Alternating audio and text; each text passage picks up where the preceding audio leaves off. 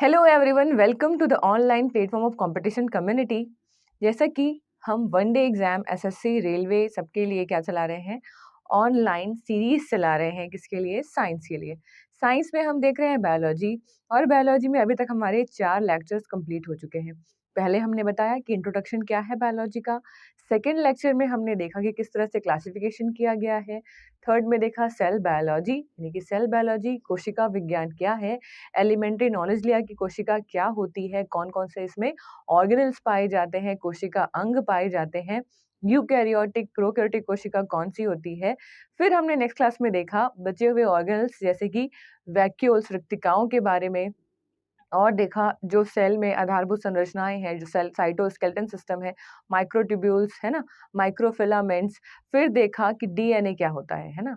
अब हम बात कर रहे हैं सेल में जो जेनेटिक मटेरियल, मैंने पहले आपको बता दिया है डीएनए के बारे में। तो आज देखते हैं हम इसको और डिटेल्स में। ये क्या है? बायोलॉजी। हम क्या पढ़ रहे हैं? बायोलॉजी। तो क्रोमोसोम, क्रोमोसोम में मैंने आपको बताया था कि क्रोमोसोम जो है यही क्या है, ये प्रेजेंट होता है कहाँ? हमारी कोशिकाओं के अंदर। मान लो ये क्या है? एक कोशिका है। तो इस कोशिका में भरा होगा क्या? पहले तो साइटोप्लाज्म। क्या बोलते हैं? साइटोप्लाज्म यानी कोशिका द्रव्य, जो कि क्या है? जीवन की भौतिक इकाई है। इसमें ही सारी चीजें बनती हैं। हमारी बॉडी में जो भी चीजें होती हैं वो अल्टीमेटली कहाँ होती है? हमारी कोशिकाओं के अंदर।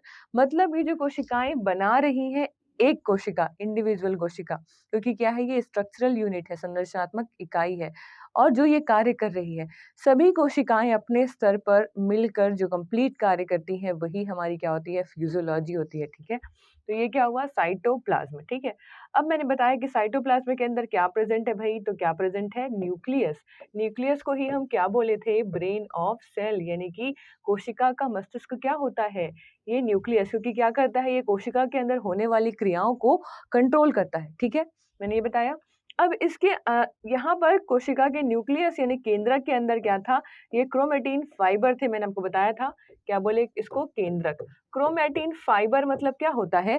तो मैंने आपको पहले बताया, ये क्या दिख रहा है आपको? क्रोमोसोम दिख रहा है। क्रोमोसोम ये संरचना है जो आप पढ़ते हैं, लेकिन ये बनी किससे होती है? तो ये जो पूरा का पूरा क्रोमोसोम है, जैसे ये मैंने बनाया, क्या ये क्या है भाई? आपका क्रोमोसोम। पढ़ते क्या है आप? अनुवांशिक पदार्थ क्या है हमारे शरीर में? तो यही क्रोमोसोम, क्रोमेटिन फाइबर्स। ठीक है, तो किससे मिलके बना होता है ये? तो ये मिलके बना होता है डीएनए और आरएनए से। किससे मिलके बना होता है?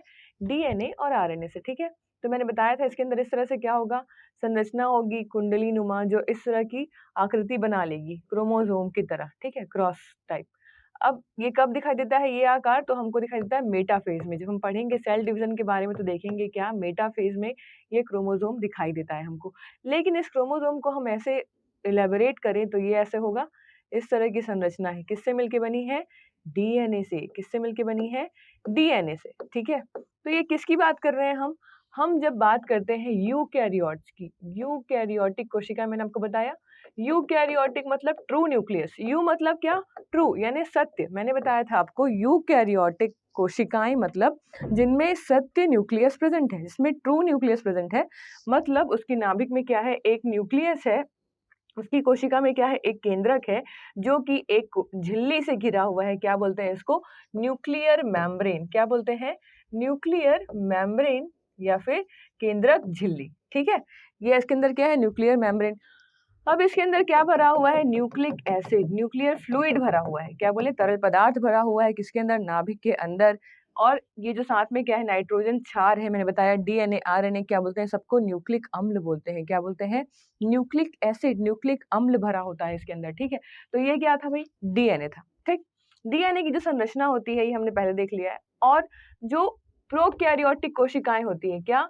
प्रोकैरियोटिक कोशिकाएं। ठीक, प्रोकैरियोटिक मतलब जिनके पास ये न्यूक्लियस नहीं है, उनकी कोशिकाओं में जो जेनेटिक मटेरियल है, आनुवंशिकी पदार्थ है, वो इस तरह से कंडेंस होके सेंटर में प्रेजेंट है। इसके पास कोई एनवलप यानी कोई झिल्ली नहीं है ना। तो क्या बोले इसी को? प्रोकैरियोट बोले। मतलब इसके पास ट्रू न्यूक्लियस, सत्य न्यूक्लियस नहीं है, लेकिन ये जो भी है जेनेटिक मटेरियल ये कहाँ है? इसी साइटोप्लाज्म में ऐसे रखे हुए हैं, बिखरे हुए हैं। ठीक है, जब इसमें क्या होगा? विभाजन होगा तो ये क्या हो जाएंगे? कंडेंस हो जाएंगे, और ये भी क्या करेंगे? रेप्लिकेट करेंगे। ठीक है, ये क्या बोले? प्रोकैरियोट। क्या बोले? प्रोकैरियोट। ठीक है। तो इन प्रोकैरियोट्स में डीएनए नहीं पाया जाता, क्या पाया जाता है? आरएनए। क्या अनुवांशिक पदार्थ पाया जाता है? तो आरएनए। तो आपको याद रखना है कि यूकैरियोटिक कोशिकाओं में डीएनए पाया जाता है और प्रोकैरियोटिक कोशिकाओं में आरएनए पाया जाता है। और एक तरह की के जीव होते हैं क्या? वायरस, जो कि क्या बोलते हैं, जिनको बोलते हैं link between living and non living, मतलब सजीवों और निर्जीवों के बीच की क्या है? ये कड़ी है। कोशिका, पोषक कोशिका के बाहर क्या है? ये निर्जीव है ना? वहाँ पर ये जीवित नहीं होते, लेकिन जैसे ही किसी होस्ट सेल या पोषक कोशिका के संपर्क में आते हैं, क्या हो जाते हैं? जीवित। इन्हीं को क्या बोलते हैं? वायरस या विषाणु। तो इनमें आरएनए और डीएनए दोनों पाया जाता है। आरएनए होगा या तो क्या होगा इसमें? डीएनए। तो देखो क्वेश्चन क्या बनता है आपके एग्जाम में कि डीएनए पाया जाता है कौन सी कोशिकाओं में? तो यूकैरियोटिक कोशिकाओं में। किसमें? जिनमें ट्रू न्यूक्लियस पाया जाएगा, उसमें क्या पाया जाएगा? डीएनए। ठीक है।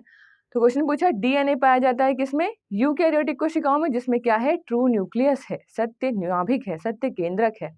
और वैसे ही पूछा कि आरएनए पाया जाता है किसमें? पाया जाता है प्रोकैरियोटिक कोशिकाओं में, जिसमें नाभिक नहीं है। जो अनुवांशिक पदार्थ है ये साइटोप्लाज्म में ही क्या है? प्रेजेंट है, बिखरे हुए हैं। ठीक है। 2 क्वेश्चन आपको समझ में आ गया। अब पूछा कि विषाणुओं में अनुवांशिक पदार्थ के रूप में क्या पाया जाता है? डीएनए, आरएनए, डीएनए, आरएनए दोनों या इनमें से कोई नहीं। तो क्या हो जाएगा आंसर? डीएनए, आरएनए दोनों। मतलब या तो उसमें क्या पाया जाएगा? डीएनए, या तो पाया जाएगा आरएनए। वैसे ही होता है एक बैक्टीरियोफेजेस। क्या होता है? बैक्टीरियोफेज मैंने आपको बताया है पहले। बैक्टीरियोफेज एक तरह के वायरस है जो हमारे लिए काम के हैं, क्योंकि ये जो हमारे लिए बैक्टीरियोफेज मतलब क्या कर रहे हैं? बैक्टीरिया का फेगोसिस कर रहे हैं। जीवाणु भोजी कहते हैं इनको। जीवाणुओं को क्या करते हैं? ये खा लेते हैं। तो जो जीवाणु हमारे अंदर डिसीज कॉज करते हैं, बीमारियां फैलाते हैं, ऐसे बहुत सारे बीमारी है जो किससे फैलती है? जीवाणु। जैसे कि टीबी, ट्यूबरकुलोसिस किससे फैलती है? जीवाणुओं से। तो इनको खाने वाले जो वायरस हैं, क्या बोलते हैं इनको? बैक्टीरियोफेज। तो ये हमारे लिए क्या है? लाभप्रद है। ठीक है। क्या करते हैं? ये बैक्टीरियो का फेगोसाइटोसिस करते हैं। इनमें भी क्या पाया जाता है? इनमें भी आरएनए पाया जाता है। वैसे ही कोरोना वायरस, वो भी क्या था? उसमें भी आरएनए जेनेटिक मटेरियल था। ठीक है। तो हम देखते हैं डीएनए और आरएनए क्या होता है। ठीक, देख लिया था आपने। ये क्या था हमारा? कोशिका। कोशिका के अंदर क्या? केंद्रक। केंद्रक के अंदर क्या था? जेनेटिक मटेरियल प्रेजेंट थे, ऐसे बिखरे हुए थे। इसी को क्या बोले हम लोग? या तो ये क्या होंगे? डीएनए, या तो क्या होंगे? ये आरएनए। यूकैरियोटिक कोशिकाओं की बात करेंगे तो क्या होंगे यहाँ पर? हमेशा डीएनए। और जहां प्रोकैरियोटिक कोशिकाओं की बात करेंगे तो क्या होंगे यहाँ पर? आरएनए। ठीक है। अब आगे देखते हैं। देखो, अब अनुवांशिक पदार्थ यानी क्या, किसकी बात कर रहे हैं हम? Genetic material. क्या बोले इसी को? अनुवांशिक पदार्थ। आपको अपने साथ नोट बुक रखें और साथ में नोट्स बनाते चलें। ठीक है। तो हमने पहले देखा है किसके बारे में? डीएनए के बारे में। डीएनए, और एक होता है क्या? आरएनए। ये बहुत एलिमेंट्री चीजें हैं। आपको बहुत कंफ्यूजन होता है कि डीएनए क्या है, आरएनए क्या है। तो बहुत अच्छे से समझे, मैं बहुत ही बेसिक तरीके से इसको सिंप्लीफाई करके आपको बताऊंगी। तो डीएनए का नाम क्यों है? मैंने आपको बताया कि केंद्रक के अंदर क्या है? न्यूक्लिक अम्ल। क्या है? Nucleic acid. इसलिए क्या बोले इसको? डीएनए। तो क्या है इसका जो भरा होता है कंटेंट न्यूक्लियस के अंदर, वो क्या होता है? न्यूक्लिक अम्ल। अब जहां पर मैंने बताया था आपको कि जो डीएनए किससे मिलकर बना है? न्यूक्लियोटाइड से। क्या क्या है भाई? पेंटोस शुगर है, साथ में क्या है? नाइट्रोजनस क्षार है, नाइट्रोजनस बेसिस है, और साथ में क्या है? Phosphate molecule. क्या है? Phosphate molecule. तीनों मिलकर क्या बनाते हैं? न्यूक्लियोटाइड। यही क्या है? इसी से मिलकर सीक्वेंस से क्या बनता है? डीएनए। और डीएनए ही किसमें बंधा होता है? अब बताती हूँ आपको। जो डीएनए है, देखो इसका मेन कंपोजिशन 2 है। एक तो क्या बोलते हैं इसको? डीऑक्सी। फुल फॉर्म क्या है? Deoxy ribo nucleic acid. क्या हुआ ये? डीएनए। ठीक है। और वैसे ही आरएनए क्या है? आरएनए का नाम है राइबो न्यूक्लिक एसिड। ये क्या है? दोनों क्या है? Nucleic acid. तो क्या भरा होता है भाई हमारे डीएनए या आरएनए या फिर नाभिक के अंदर, केंद्रक के अंदर क्या भरा होता है? क्वेश्चन आ गया। शुगर भरा होता है, फॉस्फेट भरा होता है, न्यूक्लिक अम्ल भरा होता है, नाइट्रोजनस क्षार भरा होता है। तो क्या बोलेंगे? न्यूक्लिक अम्ल भरा होता है, क्योंकि सब मिला के क्या बन रहा है? न्यूक्लिक अम्ल बन रहा है। ठीक है। और ये तीनों अलग अलग प्रेजेंट होते हैं। ठीक है। तो क्या आ जाएगा आंसर हमारा? कि इसमें क्या भरा होता है? न्यूक्लिक अम्ल भरा होता है। किसके अंदर? केंद्रक के अंदर, न्यूक्लियस के अंदर। ठीक है। अब ये डीऑक्सी राइबो न्यूक्लिक एसिड है, ये कैसा है? देखो, मैंने बताया आपको कि इस तरह से क्या है, पेंटोज शुगर है, साथ में क्या लगे हुए हैं, नाइट्रोजनस बेस पेयर लगे, नाइट्रोजनस क्षार का एक समूह लगा हुआ है, साथ में ये किससे जुड़े होते हैं, डबल बॉन्ड या ट्रिपल बॉन्ड से जुड़े होते हैं, साथ में क्या लगा होता है यहाँ पर, एक फॉस्फेट का मॉलिक्यूल लगा होता है। किसका लगा होता है, फॉस्फेट मॉलिक्यूल। तो क्या किससे किससे मिलके बना भाई ये डीएनए, तो एक तो क्या हो गया, पेंटोज शुगर, क्या हो गया, लिखे अपन क्या, पेंटोज शुगर, ठीक है। फिर क्या लिखे दूसरा, फॉस्फेट मॉलिक्यूल, क्या, फॉस्फेट मॉलिक्यूल, और साथ में क्या है, नाइट्रोजनस बेस, क्या है, नाइट्रोजनस बेस। तीनों से मिलके क्या बना है हमारा डीएनए। इसके साथ एक और कंपोनेंट होता है, क्या बोलते हैं उसको, प्रोटीन। कौन सा प्रोटीन, हिस्टोन प्रोटीन, क्या है, हिस्टोन प्रोटीन। तो आपको ये याद रखना है, जो डीएनए है इसमें जो डीएनए के स्ट्रैंड है, डीएनए कैसा होता है हमेशा, डबल हेलिकल। क्या होता है, डबल। हम जब भी स्ट्रक्चर बनाते हैं डीएनए का तो कैसे बनाते हैं, ये एक डीएनए एक स्ट्रैंड, दूसरा ये स्ट्रैंड, एक को बोलते हैं अगर 5 डे से शुरू हुआ दूसरा कहाँ खत्म होगा, 3 डेज में। ये अगर शुरू हुआ है 5 डे से तो कहाँ होगा, 3 डेज में। हमेशा क्या होते हैं, एक दूसरे के रिवर्स होते हैं, अपोजिट चलते हैं। एक स्ट्रैंड और दो स्ट्रैंड दोनों मिलकर क्या बनाते हैं, डीएनए, इसलिए क्या बोलते हैं इसको, डबल हेलिक्स। तो इसी के लिए डबल हेलिकल मॉडल किसने बताया था, वॉटसन एंड क्रिक ने। जिसने, वॉटसन एंड क्रिक में 1953 में। इसके लिए इनको 1962 यानी कि 1962 में नोबेल प्राइज भी मिला है। किसके लिए, यही डबल हेलिकल मॉडल की खोज के लिए। जब हम कहाँ जाएंगे, आरएनए में, तो यहाँ पर जो हेलिक्स है वो क्या है, सिंगल है, सिंगल स्टैंडर्ड आरएनए होता है। इसमें जो न्यूक्लियोटाइड होते हैं ऐसे सीधे सीधे लगे होते हैं, ये डबल स्टैंडर्ड नहीं होता। क्या है, एक ही हेलिक्स प्रेजेंट है, इसमें ही क्या है, न्यूक्लियोटाइड्स लगे हुए हैं। और इसमें क्या दिख रहा है, दो अलग अलग हेलिक्स है, और नाइट्रोजनस क्षार है वो आपस में इस तरह से फिर जुड़ते हैं ऐसे करके। और यहाँ पर फिर क्या लगा होता है, पेंटोज शुगर, और यहाँ पे क्या लगा होता है, फॉस्फेट मॉलिक्यूल। किसकी संरचना है ये, डीएनए की। लेकिन आरएनए में क्या होता है, तो आरएनए का जो ये एक हेलिक्स है, यहाँ पर क्या होगा, एक राइबोस शुगर होगा, क्या होगा, राइबोस शुगर। साथ में क्या होगा, एक ही नाइट्रोजनस बेस पेयर होगा, और साथ में क्या होगा, इस तरह से फॉस्फेट के मॉलिक्यूल। मतलब इसमें डबल हेलिकल स्ट्रक्चर नहीं होता। क्या नहीं होता, डबल हेलिक्स नहीं होता। अगर इसके साथ प्रेजेंट है कोई भी दूसरा नाइट्रोजनस बेस पेयर, तो उसके ऊपर कोई भी सेकेंड हेलिक्स प्रेजेंट नहीं है। किसमें, आरएनए में, ठीक है, ये आपको याद रखना है, ठीक। अब देखते हैं हम लोग, ये क्या है, डीएनए। डीएनए में मैंने बताया कि क्या होता है, एक प्रोटीन। ये जो डीएनए है ये प्रोटीन से बंधा होता है। जैसे मान लो क्या है, ये हेलिक्स है किसका, डीएनए का। अब ये क्या कर रहा है, इस तरह से कॉन्स्ट्रक्ट कर रहा है और क्या बना रहा है, पूरा का पूरा स्ट्रक्चर बना रहा है किसका, डीएनए का। अब ये किससे बंधा होगा, तो यहाँ पर एक प्रोटीन होगा। क्या होगा, यहाँ पर एक प्रोटीन। इसका नाम क्या है, इस प्रोटीन का नाम हिस्टोन प्रोटीन। क्या है इसका नाम, हिस्टोन प्रोटीन। ये आपको याद रखना है।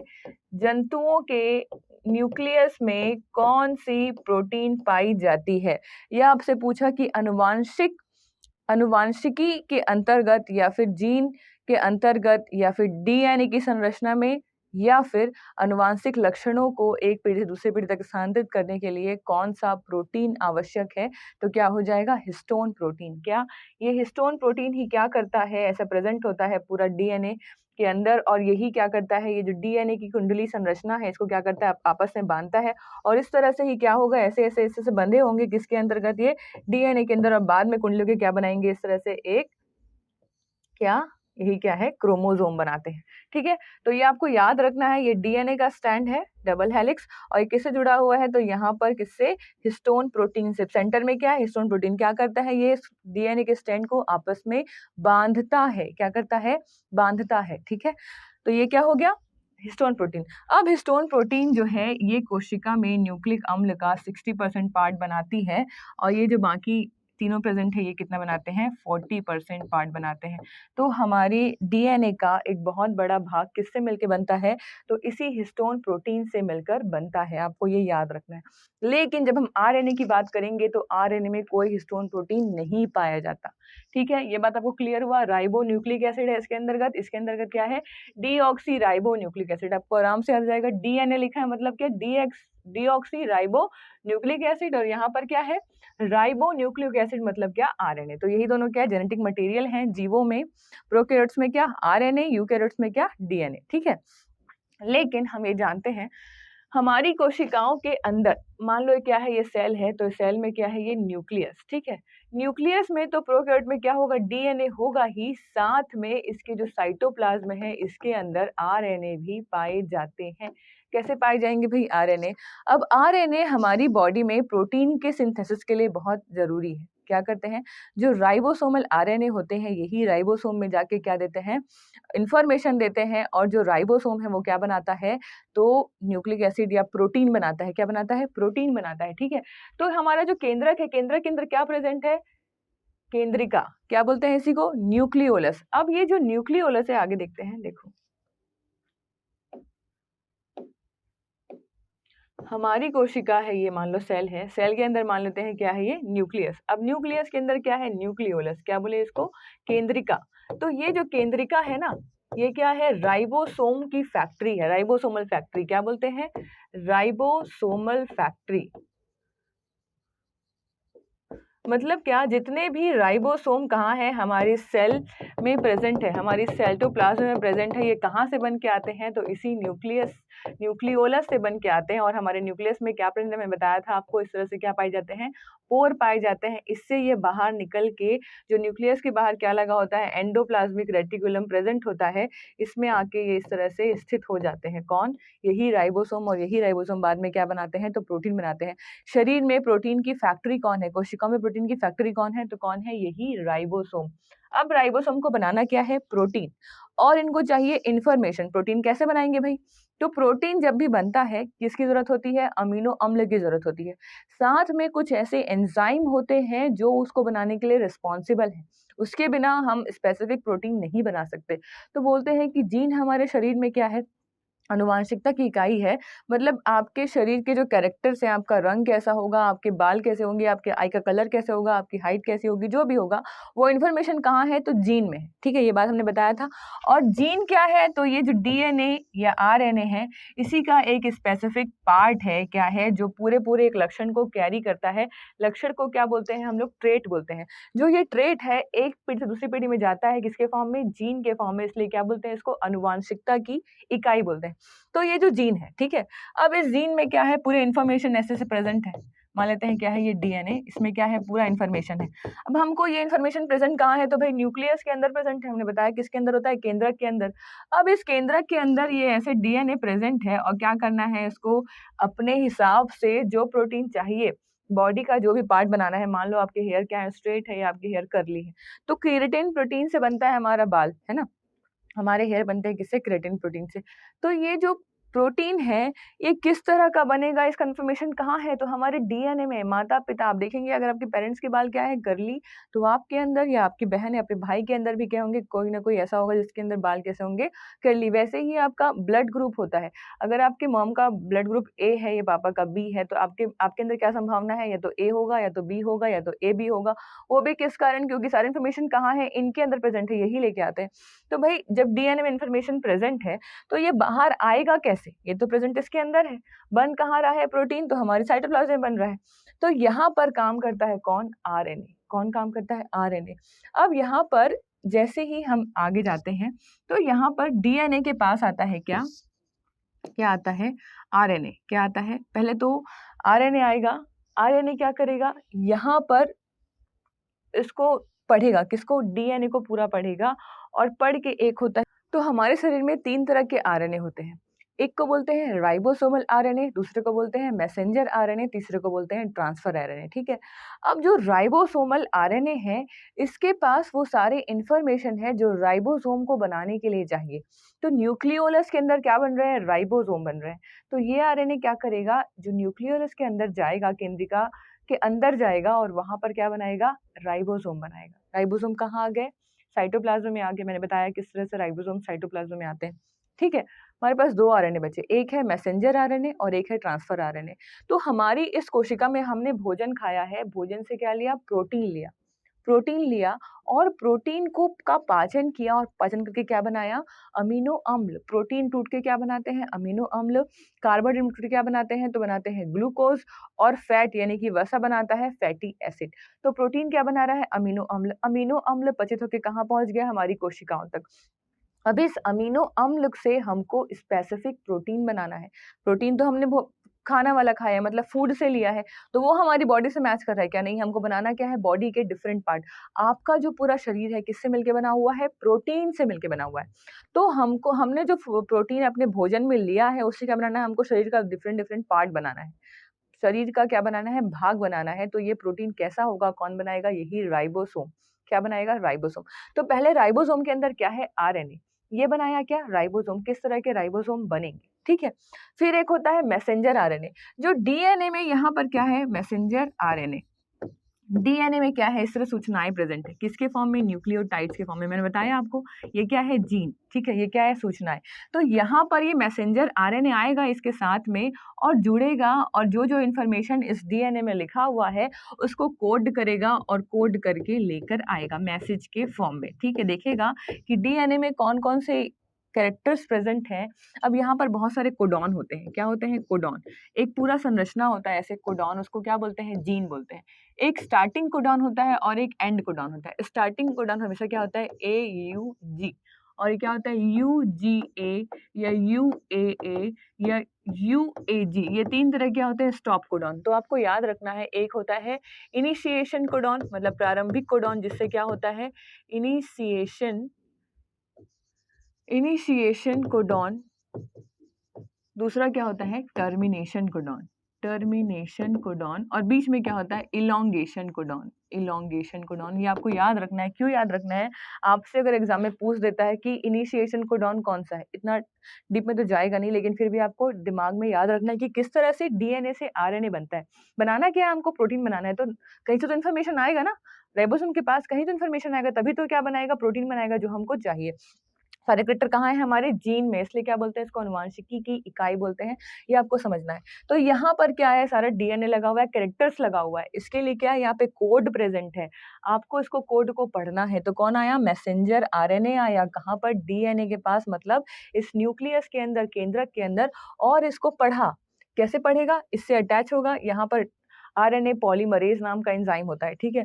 अब ये क्या करेगा? प्रारंभिक कोडॉन को पढ़ेगा। जहां ये एयू से टच हुआ, क्या करेगा? इलोंगेशन, मतलब लगातार इससे क्या बनते जाएंगे? इस तरह से आरएनए बनते जाएंगे डीएनए को पढ़ पढ़ के। ठीक है। और जहां पर ये स्टॉप कोडॉन मिलेगा, मतलब क्या? एक कैरेक्टर बन गया।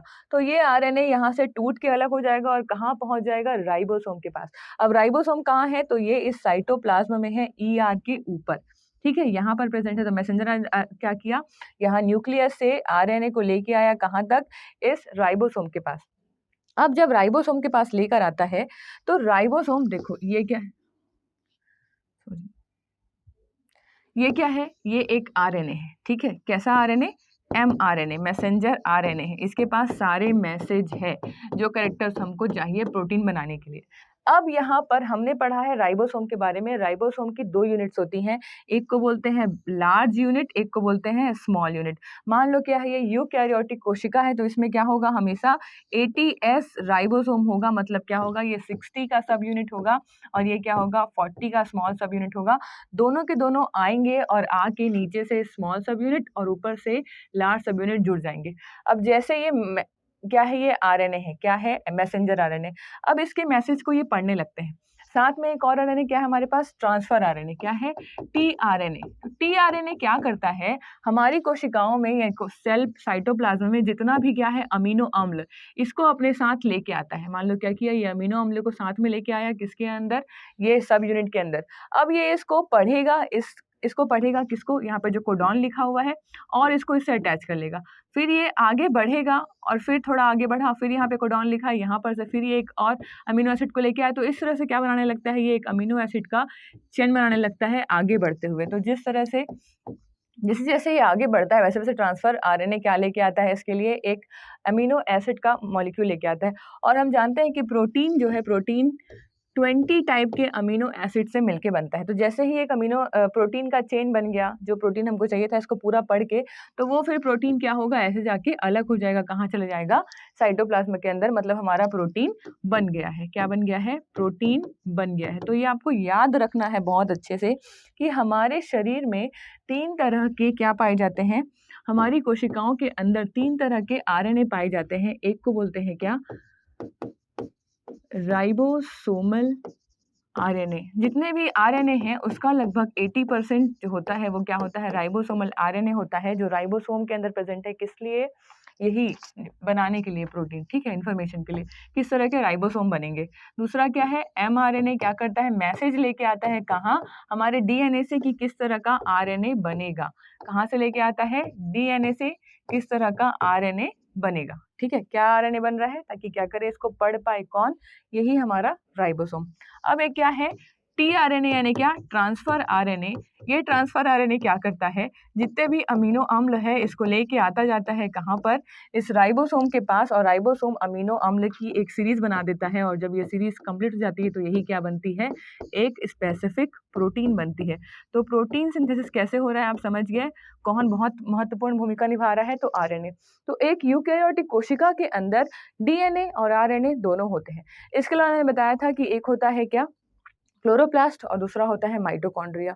तो क्लोरोप्लास्ट और माइटोकॉन्ड्रिया दोनों क्या है, सेमी ऑटोनॉमस ऑर्गेनेल्स है। सेल ऑर्गेनल मतलब कोशिका अंग। मैंने आपको बताया क्या होते हैं, दो तरह के कोशिका अंग होते हैं, एक तो क्या होता है सेमी ऑटोनॉमस, और दूसरा क्या है जो कोशिका के हिसाब से काम करे। मैंने बताया कि न्यूक्लियस जो है, नाभिक जो है, वो क्या है, कोशिका का मस्तिष्क है। मतलब सभी जितने भी सेल ऑर्गेनल कौन को कंट्रोल कर रहा है, तो नाभिक कर रहा है। लेकिन दो ऐसे हैं, एक क्या, माइटोकॉन्ड्रिया, एक क्या, माइटोकॉन्ड्रिया क्या बोलते हैं इसको, कोशिका का पावर हाउस, क्या बोलते हैं, ऊर्जा गृह ऑफ कोशिका, यानी कि कोशिका का पावर हाउस। क्या है ये, power house of the cell, या एक कोशिका का ऊर्जा गृह। कौन है ये, माइटोकॉन्ड्रिया। अब इस माइटोकॉन्ड्रिया में होता क्या है, रेस्पिरेशन। क्या होता है, रेस्पिरेशन। तो इसके अंदर भी क्या प्रेजेंट है, उस दिन मैंने पढ़ाया था आपको, इसके अंदर क्या प्रेजेंट है, डबल सर्कुलर डीएनए। क्या है, डबल सर्कुलर डीएनए। मतलब ये खुद अपने आप को रेप्लिकेट कर सकता है, अपनी संख्या बढ़ा सकता है। ऐसी कोशिकाएं जहां पर ज्यादा मात्रा में एनर्जी चाहिए, वहां पे माइटोकॉन्ड्रिया की संख्या ज्यादा होती है। इसलिए क्या दिया गया है, इनको स्पेशल कैरेक्टर दिया गया है, ताकि क्या हो, ये अपनी संख्या आवश्यकता अनुसार बढ़ा सकें। ठीक है, तो ये आपको याद रखना है कि माइटोकॉन्ड्रिया भी क्या है, सेमी ऑटोनॉमस बॉडी। ये एक कोशिका के अंदर ही रहती है, जो कोशिका द्वारा काम दिया जाता है वही करती है, लेकिन आवश्यकता आने पर ये अपनी संख्या को बढ़ा सकती है। जैसे अगर आप कोई धावक हैं, रनर हैं, या एथलेटिक्स करते हैं आप, तो आपको बहुत ज़्यादा एनर्जी की ज़रूरत है। तो आपके जो बाइसेप्स, ट्राइसेप्स हैं, या फिर आपके जो पैरों के मसल्स हैं, है ना? लेग मसल्स हैं, इनको बहुत ज़्यादा एनर्जी चाहिए। तो वहाँ पर माइटोकॉन्ड्रिया ज़्यादा बनेंगी, क्योंकि आपको चाहिए, इसलिए क्या है, ये सेमी ऑटोनॉमस, ठीक है? ये ऐसा माना जाता है कि जो माइटोकॉन्ड्रिया थे, ये भी क्या थे, प्रोकैरियोटिक कोशिकाएं थी। जब यूकैरियोटिक कोशिकाएं और ज़्यादा कॉम्प्लेक्स हुई, तो ये प्रोकैरियोटिक कोशिकाएं कहाँ चली गई, इन यूकैरियोटिक कोशिकाओं के अंदर चली गई, और अपने आप को मॉडिफाई कर ली किसके फॉर्म में, माइटोकॉन्ड्रिया और क्लोरोप्लास्ट के फॉर्म में।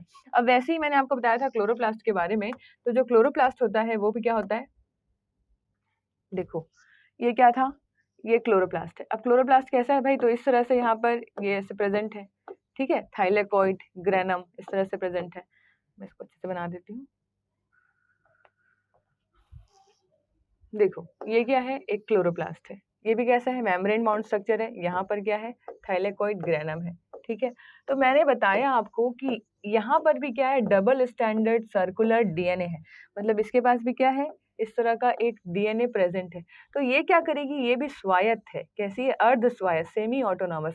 मतलब ये अपने हिसाब से काम तो नहीं कर सकती है, लेकिन अपनी संख्या को बढ़ा सकती है। कंट्रोल कौन करता है इसको, तो कोशिका करती है, लेकिन ये अपने नंबर को बढ़ा सकती है। कैसे, क्योंकि इसके पास क्या है, डीएनए। क्या है, और आपको याद रखना है कि माइटोकॉन्ड्रिया और क्लोरोप्लास्ट, क्लोरोप्लास्ट को क्या बोलते हैं, किचन ऑफ द सेल, यानी क्या, कोशिका का रसोई घर। क्या है ये, क्लोरोप्लास्ट। कहाँ पाई जाएगी, सिर्फ प्लांट कोशिकाओं में, सिर्फ पौधे पादप कोशिकाओं में पाई जाएगी। और जो माइटोकॉन्ड्रिया है, ये पादप और जंतु दोनों कोशिकाओं में पाया जाता है, ठीक है। तो जो क्लोरोप्लास्ट है, इसमें भी क्या है, डबल स्टैंडर्ड। डबल स्टैंडर्ड क्या याद रखना है, डबल स्टैंडर्ड, साथ में क्या, सर्कुलर डीएनए याद रखना है, क्योंकि आपसे पूछ दिया क्लोरोप्लास्ट माइटोकॉन्ड्रिया में क्या पाया जाता है, double standard DNA, single standard DNA, double standard circular DNA, या फिर आरएनए। तो क्या हो जाएगा answer, double standard circular DNA, यानी कि दोहरी, क्या है, दोहरा डीएनए है, वो भी कैसा है, सर्कुलर, ठीक है, कैसा है, सर्कुलर। तो ये क्या है, डबल स्टैंडर्ड सर्कुलर किसमें है, माइटोकॉन्ड्रिया में भी और क्लोरोप्लास्ट में भी, दोनों को आपको अच्छे से याद रखना है, ठीक है। ये तो मैंने आपको बताया क्लोरोप्लास्ट डीएनए के बारे में, ठीक। अब यहाँ पर क्या बना, प्रोटीन बना।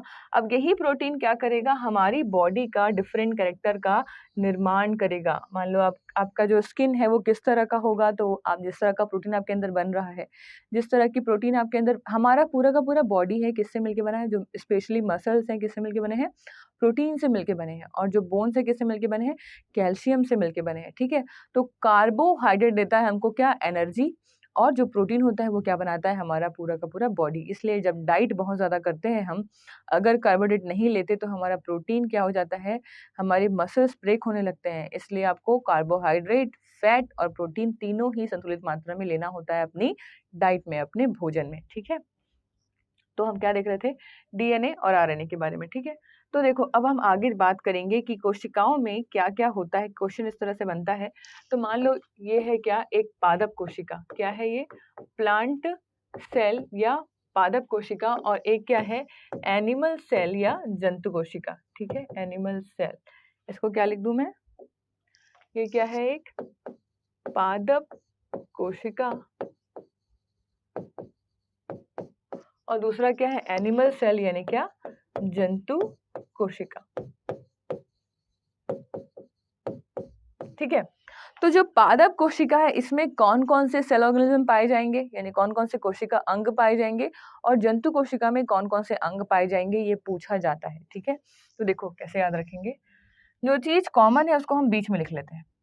पादप कोशिका में क्या पाया जाता है, तो पादप कोशिका में स्पेशली पाया जाता है क्या, सेल वॉल। क्या पाया जाता है, सेल वॉल यानी कोशिका भित्ति। किसमें पाया जाएगा, एक्सक्लूसिव कैरेक्टर है किसका, सिर्फ और सिर्फ पादपों का। इसमें कोशिका भित्ति पाई जाती है, जो किससे मिलके बनती है, सेलुलोज से, हेमिसेलुलोज से, पैक्टोन से, मैनन से। आपसे पूछा क्वेश्चन किससे मिलके बनती है, तो क्या बना देंगे हम लोग, सेल्यूलोज। किससे, सेल्यूलोज से मिलके बनती है कौन, कोशिका भित्ति। किसमें पाई जाती है, तो पादप कोशिकाओं में, ये इसका स्पेशल कैरेक्टर है। जंतुओं में पाई जाएगी क्या, ये नहीं पाई जाएगी। वैसे ही पादप कोशिकाओं में एक और ऑर्गेनिज्म है, क्या बोलते हैं इसको, प्लास्टिड। मैंने क्या बताया, प्लास्टिड यानी क्या, लवक। तो लवक भी कहाँ पाए जाते हैं, तो ये केवल और केवल पौधों में पाए जाते हैं। क्या, लवक केवल पौधों में पाए जाते हैं। इससे क्लोरोफिल भी क्या है, इसी का ही एक उदाहरण है, क्लोरोप्लास्ट। क्लोरोप्लास्ट क्या है, हरित लवक। वैसे ही क्रोमोप्लास्ट जो कलर देते हैं अलग अलग, लाल रंग, पीला रंग, हरा रंग, है ना, गुलाबी रंग, ये सब किसका, पौधों में अलग अलग वर्णक होते हैं रंग के लिए। जैसे टमाटर क्या होता है, लाल। सेब क्या होता है, लाल।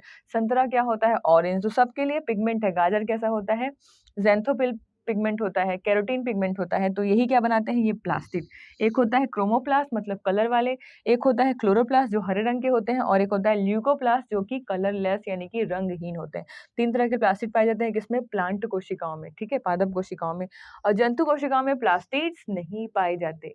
हमारी बॉडी में अलग अलग सेल जो है अलग अलग कलर की होती हैं क्या, नहीं होती, सब क्या होता है, सेम। तो ये क्या हो गया, एनिमल सेल, जंतु कोशिकाओं में कोई भी प्लास्टिड नहीं पाए जाते।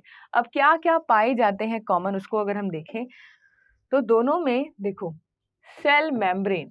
क्या है, सेल मेम्ब्रेन। इसी को क्या बोलते हैं, प्लाज्मा झिल्ली। क्या बोलते हैं, प्लाज्मा झिल्ली। ये जंतु और पादप दोनों कोशिका में पाई जाती है। किससे मिलके बनती है, प्रोटीन और लिपिड से। किससे मिलके बनती है, प्रोटीन और लिपिड के ट्राई लेयर से। 3 लेयर होते हैं प्रोटीन और लिपिड के, जिससे मिलके क्या बनता है, ये सेल मेम्ब्रेन। इसी को क्या बोलते हैं, सैंडविच मॉडल। जिसके ये क्या, सेमी परमेएबल मतलब अर्ध पारगम झिल्ली है, जिसमें से कुछ चीजें ही क्या होती हैं, पार हो पाती हैं। क्या बोलते हैं इसको, सेलेक्टिवली परमीएबल। क्या बोलते हैं, सेलेक्टिवली परमीएबल मतलब चुनी हुई चीजें ही क्या होंगी, इससे आर पार हो पाएंगी। जो कोशिका को सेल से बाहर भेजना है वही जा पाएगा, जिसको कोशिका के अंदर चाहिए वही आ पाएगा, ठीक है।